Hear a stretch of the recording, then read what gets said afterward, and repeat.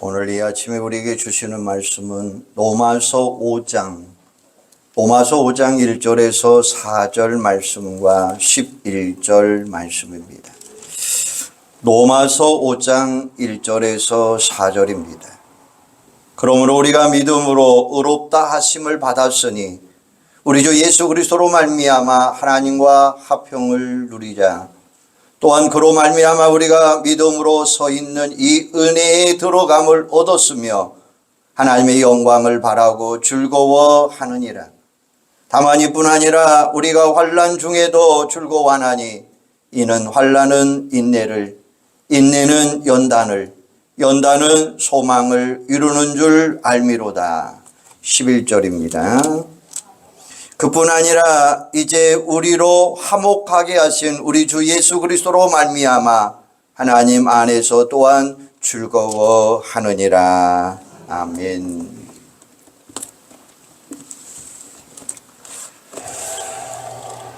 신앙생활을 한다는 것은 내가 믿는 대로 사는 삶을 의미하는 거예요. 믿는 것과 행동하는 것 각각 따로 논다면 그것은 신앙생활하고 있다라고 말할 수 없는 거예요. 만일 우리 기독교가 믿음만 강조하면 세속을 떠나 불교와 같이 깊은 산속으로 들어가는 거예요. 그러나 우리는 그렇지 않다는 것을 너무나 잘 알고 있어요. 믿음에는 행동이 따라야 되고 하는 행동에는 믿음이 받쳐주어야 돼요. 그럼에도 불구하고 우리는 믿음과 행동이 일치하지 않습니다. 믿음은 뜨거운 것 같은데 행동은 차갑습니다. 열심은 있는 것 같은데 결과물이 없습니다. 말은 풍성한 것 같은데 열매가 없습니다. 열심은 있는데 결과물이 없다는 거죠. 바로 이것이 우리들의 신앙생활의 문제가 아닐까요? 교회 안에서는 거룩하고 세상에 나가서는 저뭍더로 사는 것은 구원받는 하나님의 자녀가 살아가야 될 삶이 아니라고 단언할 수 있습니다. 로마서 5장에 보면 사도 바울은 예수 믿는 사람들은 즐겁게 살아가는 존재, 즉 행복한 존재다라고 말하고 있어요. 진짜로 예수 믿는 사람들은, 다시 말해서 하나님과 올바른 관계에 들어간 사람들은 행복할 수밖에 없다라는 말씀이에요. 내가 예수 믿고 구원받아 천국의 기쁨과 감격을 맛보았으면 그 천국의 기쁨이 지금 내 안에서 역사하고 있기 때문에 슬픔이 많은 이 세상도 항상 기뻐할 수밖에 없고 세상으로 즐겁게 살아갈 수밖에 없는 세상으로 변화되는 그런 삶을 살 수 있는 거예요. 방금 전에 우리가 찬송 하나 불렀죠.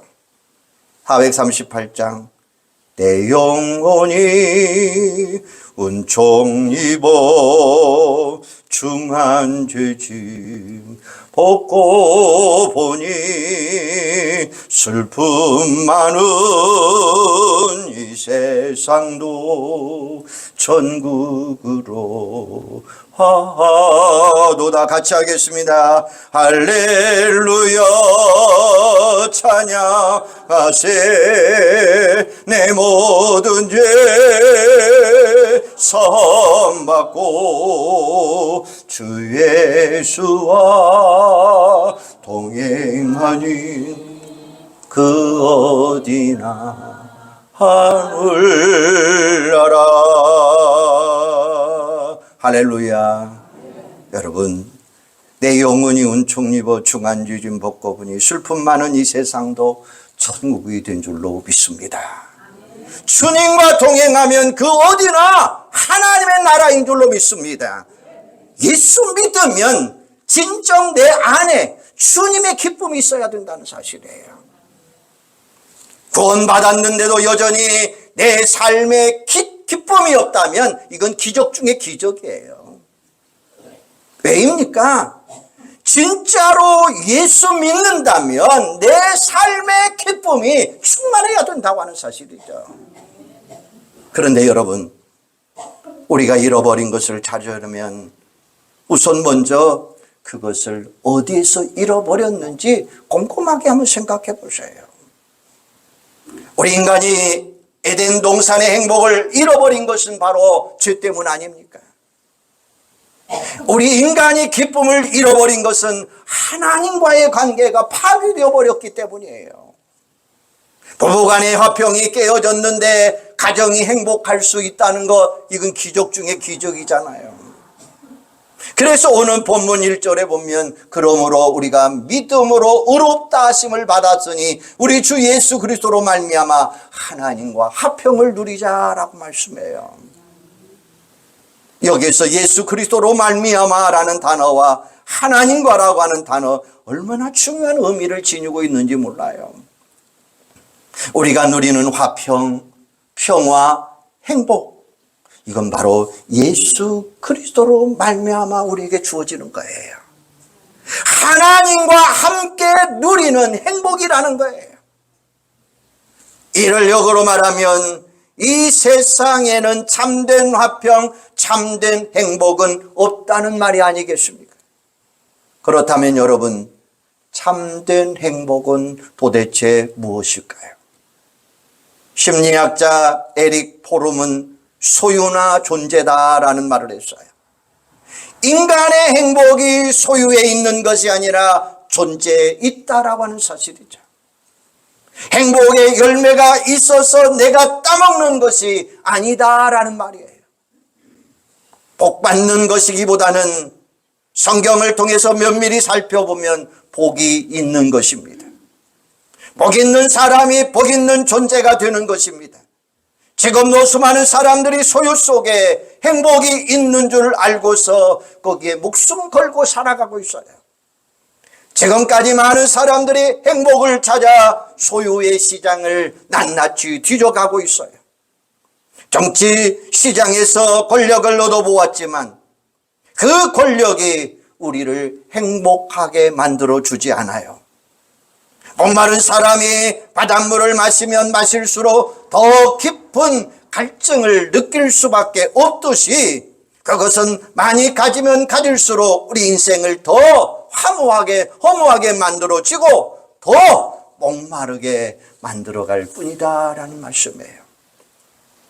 세상 사람들은 무수한 세월 동안 거짓된 행복에 너무나 많이 속아가고 있어요. 그것들을 소유하면 행복이 있으려니 찾아보았지만 그것은 마치 신기루처럼 붙들 수 없는 것들입니다.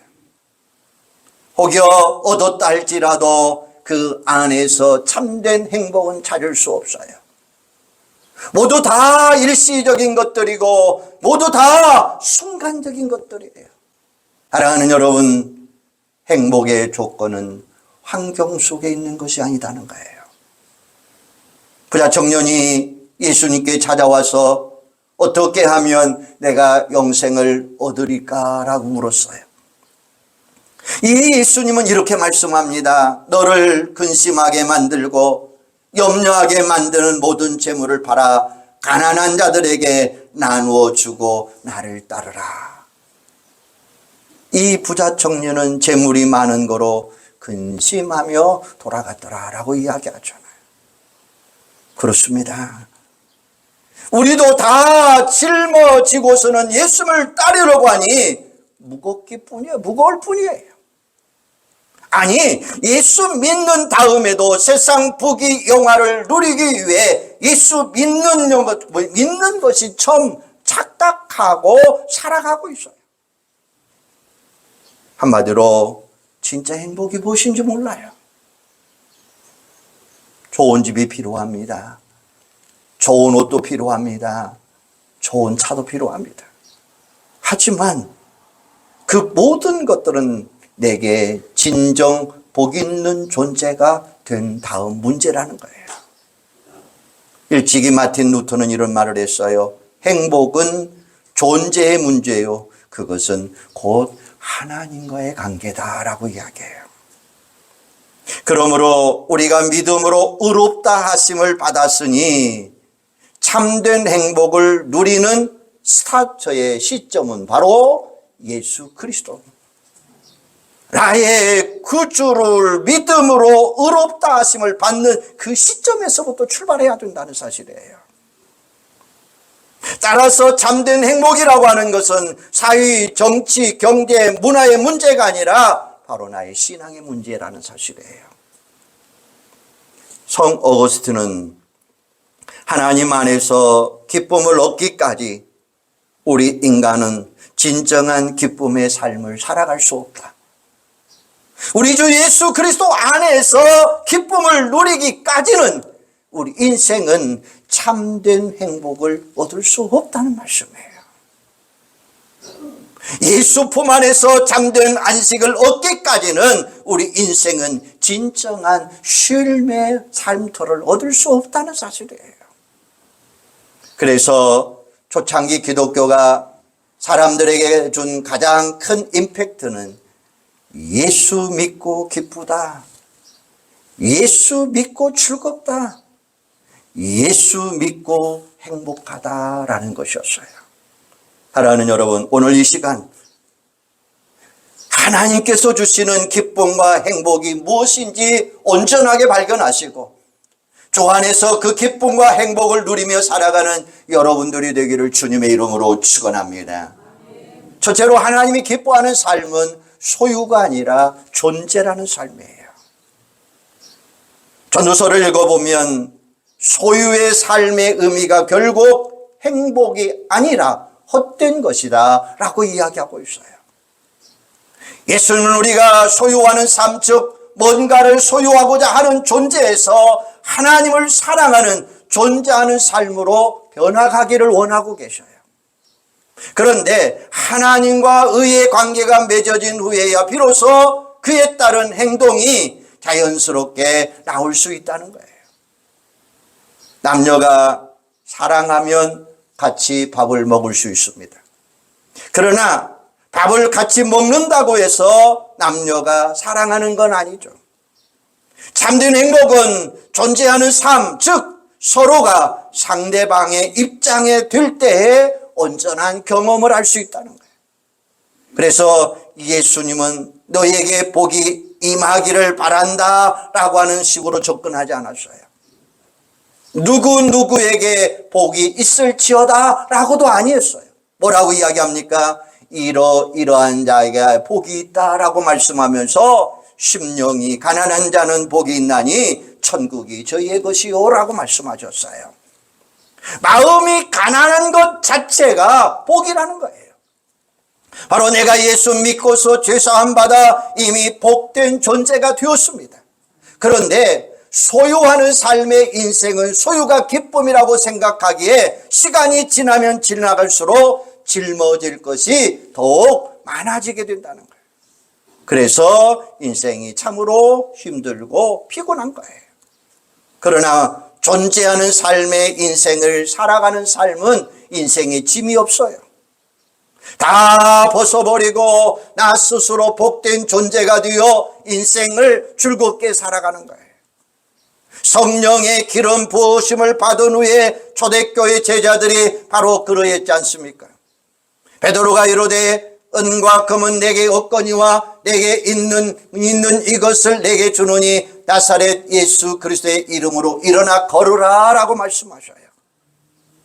예수님의 제자 베드로처럼 내가 무엇을 가지고 있기 때문이 아니라 나 같은 죄인을 사랑하사 구원해 주신 예수님이 늘 나와 함께 하시기에 기뻐하는 것이 바로 참된 행복, 참된 기쁨이 되는 줄로 믿습니다.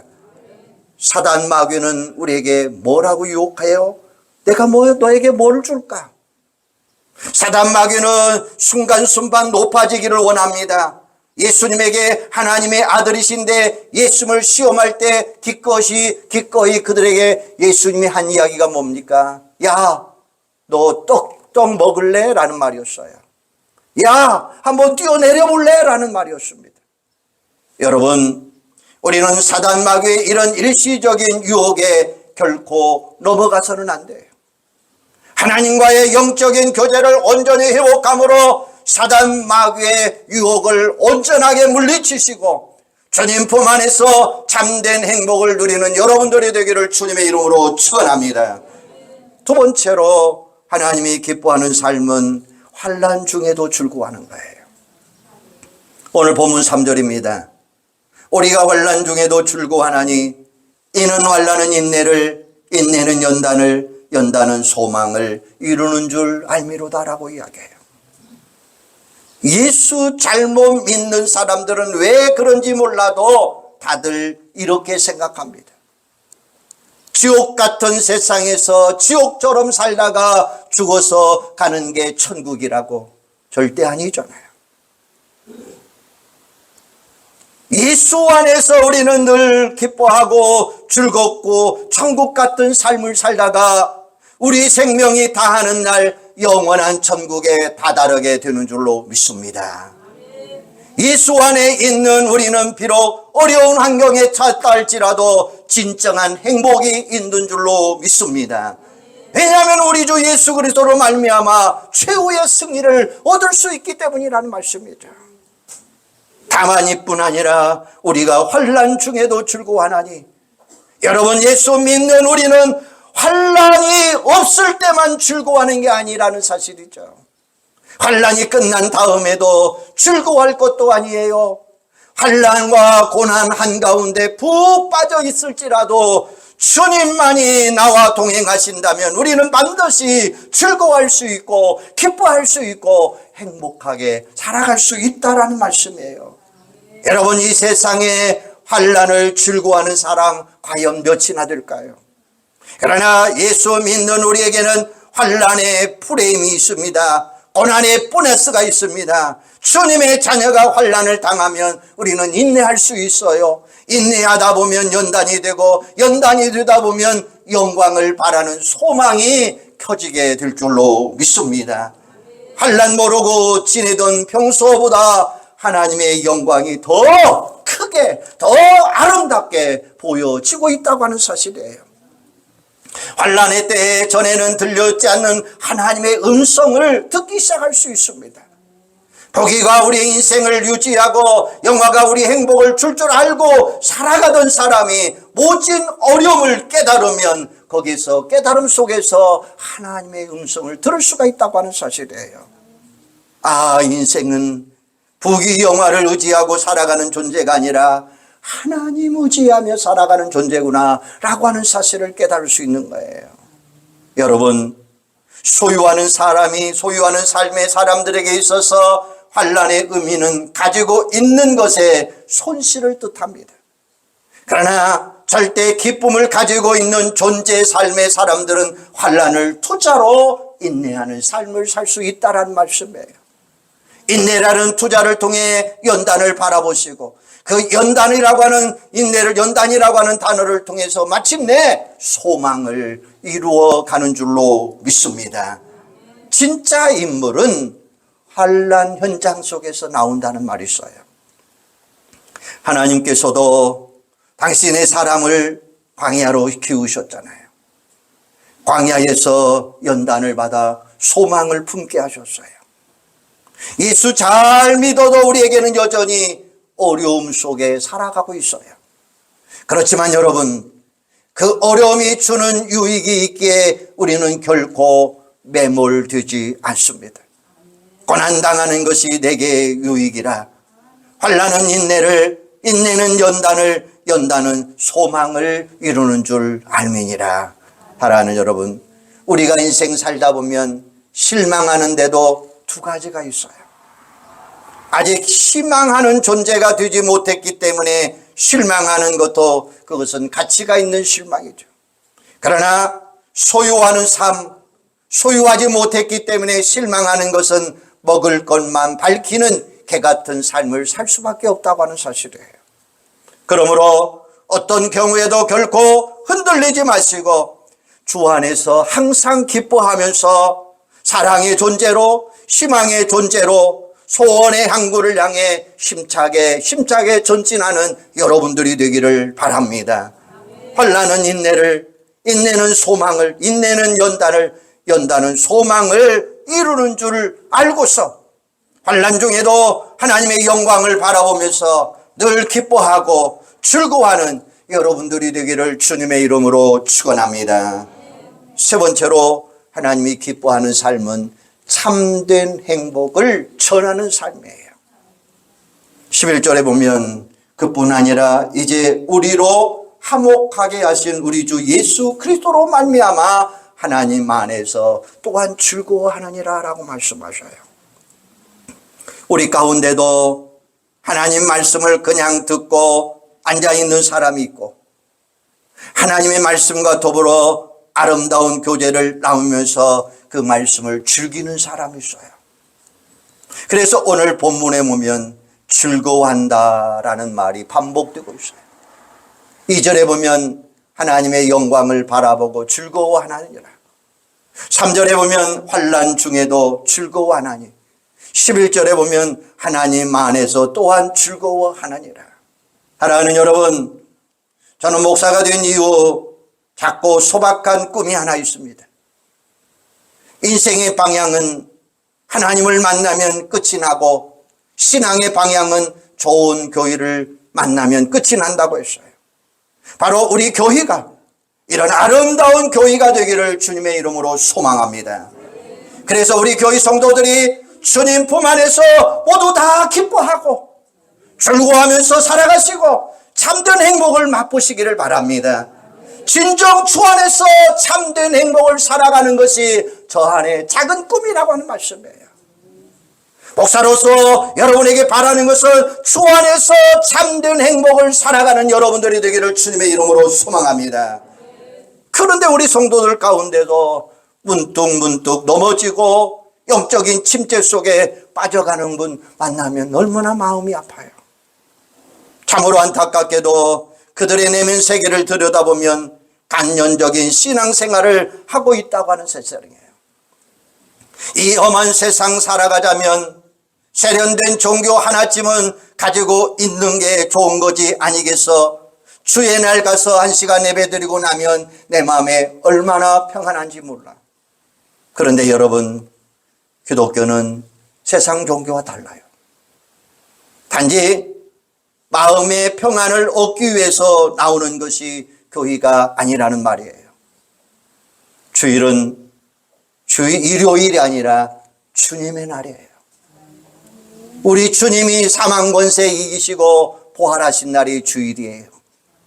그러므로 죽어가던 저와 여러분의 심령이 주님 전에 나와서 예배를 통해 다시금 새롭게 살아가야 될 줄로 믿습니다. 우리 생명이 온전히 주 안에서 회복하는 삶이 되어야 될 줄로 믿습니다. 진정 죽느냐 사느냐 문제에 달려 있다고 하는 사실이에요. 여러분, 우리 그리스도인들은 영원한 하나님의 나라, 영원한 저 천국을 소망으로 가져야 될 줄로 믿습니다. 이를 분명히 알기에 고난 가운데도 행복한 사람들이라는 거예요. 환난 가운데도 기뻐하고 즐거워할 수 있다는 사실이에요. 그러므로 하나님 앞에 예배드릴 때에 진정 구원의 기쁨, 구원의 감격을 다시 한번 온전히 회복하는 여러분들이 되시기를 바랍니다. 날마다 사랑하신 주님의 사랑과 은혜를 만끽하면서 살아가시기를 바랍니다. 우주선은 발사각도가 수백 분의 1도만 오차가 나도 엉뚱한 방향으로 날아갈 수밖에 없어요. 이처럼 하나님의 뜻을 벗어난 신앙생활은 자꾸만 엉뚱한 생활을 할 수밖에 없는 거예요. 그렇게 되면 결국 하나님의 뜻을 알지 못하고 불법을 행하는 자들, 하나님 앞에 버림받는 존재가 될 수밖에 없는 거예요. 그러므로 늘 하나님의 뜻에 비추어 보시고 내가 지금 올바른 길을 가고 있는지 스스로 나를 점검해 보시기를 바랍니다. 내가 그렇게 하고 있느냐? 내가 어떻게 살아가고 있느냐? 내가 어떻게 신앙생활하고 있느냐? 바로 늘 점검하면서 살아가는 여러분들이 되기를 바랍니다. 마틴 루터는 이렇게 이야기했어요. 의지의 속박. 그렇다면 사도 바울이 단식한 것처럼 우리 역시 속박의 쇠사슬로부터 벗어나야 돼요. 그 속박의 쇠사슬에서 벗어날 수 있는 길이 뭐냐? 오직 주님 안에서라고 하는 사실이에요. 전능하신 하나님만이 우리의 속박에서 벗어날 수 있고 하나님의 뜻을 행하면서 살아갈 수 있다고 하는 사실이에요. 나는 가만히 있는데 하나님께서 자동으로 풀어주시겠지.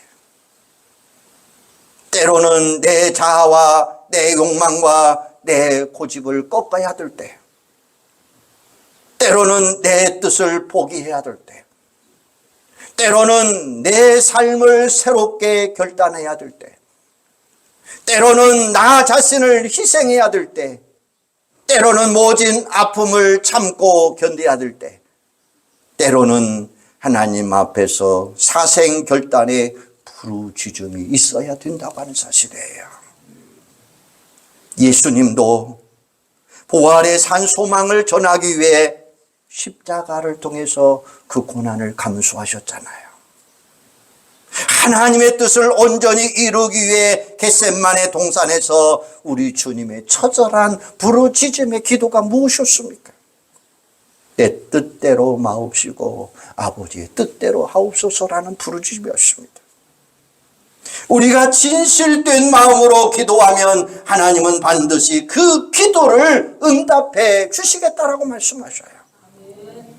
그러나 때로는 하나님께서 내 간구하는 대로 꼭 응답해 주지 않을 때도 있다고 하는 사실이에요.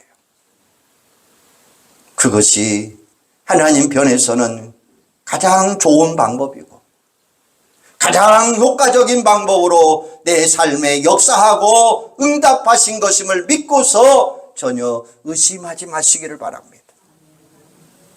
진정 하나님을 기쁘게 하는 신앙생활에 올바른 마음을 가지시기를 바랍니다.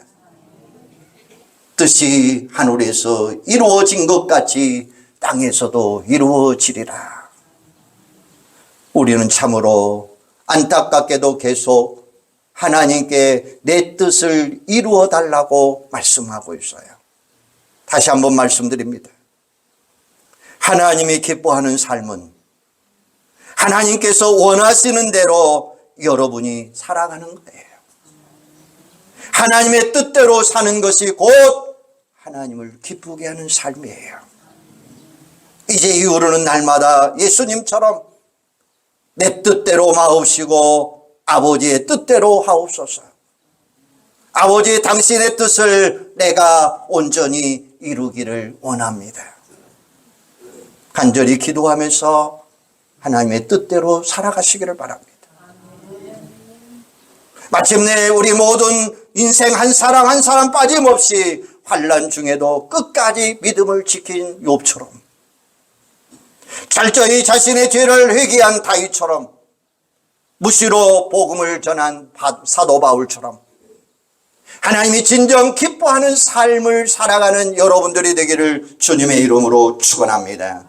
사랑하는 여러분, 예수님이 내 안에 거하고 내가 주님 안에 거하는 삶, 주님이 나를 통해 일하시는 삶, 이것이 진정 하나님을 기뻐하는 삶이요, 참된 행복을 누리는 삶이 되는 줄로 믿습니다. 항상 주 안에서 기쁨과 행복을 누리는 자답게 주 안에 있는 나에게는 딴 근심이 없습니다. 내 안에 주님을 모시며 주님을 전하며 찬송하며 살아가는 여러분들이 되시기를 바랍니다. 이 세상에는 참된 행복이 없어요. 우리에게 참된 행복은 오직 예수 그리스도인 줄로 믿습니다. 예수 안에 거하는 참된 삶을 사시기를 바랍니다. 주님을 통해서 온전한 행복을 이루는 여러분들이 되시기를 바랍니다. 나는 주님 때문에 행복합니다. 나는 주님 때문에 행복합니다. 믿습니까? 다시 한번 고백하도록 하겠습니다. 나는 주님 때문에 행복합니다. 믿습니까? 다시 한번 이름을 불러가면서 나는 주님 때문에 행복합니다. 시작. 근데 여러분의 이름을 부르라고 하면 여러분의 이름은 안 부르고 뒤에 것만 크게 다시 한번 여러분의 이름 주님과 함께하는 행복이 얼마나 기쁩니까? 내가 내 자신을 내놓는데 이거 뭐 부끄럽습니까? 다시 한번 나는 주님 때문에 행복합니다. 할렐루야. 기도하겠습니다. 나는 주님 때문에 행복합니다. 나는 주님 때문에 기뻐할 수밖에 없습니다. 하나님의 뜻대로 사는 것이 곧 하나님이 기뻐하는 삶이 되는 줄로 믿습니다. 아버지 하나님, 오늘 내가 이 험한 세상 속에서 정말로 내 삶의 방법이 아니라 하나님의 방법대로 기뻐하는 삶을 사는 저희들이 되도록 주여 도와주시옵소서. 진정 예수 믿고 구원받는 자답게 하나님께서 나를 통해 행하실 놀라운 일들을 기억하면서 내 뜻이 아니라 오직 하나님의 뜻대로 온전히 순종하며 행복한 삶을 사는 저희들이 되도록 도우시고 하나님이 진정 기뻐하는 삶을 사는 저희들이 되도록 축복하여 주시옵소서. 예수님의 이름으로 기도하옵나이다. 아멘.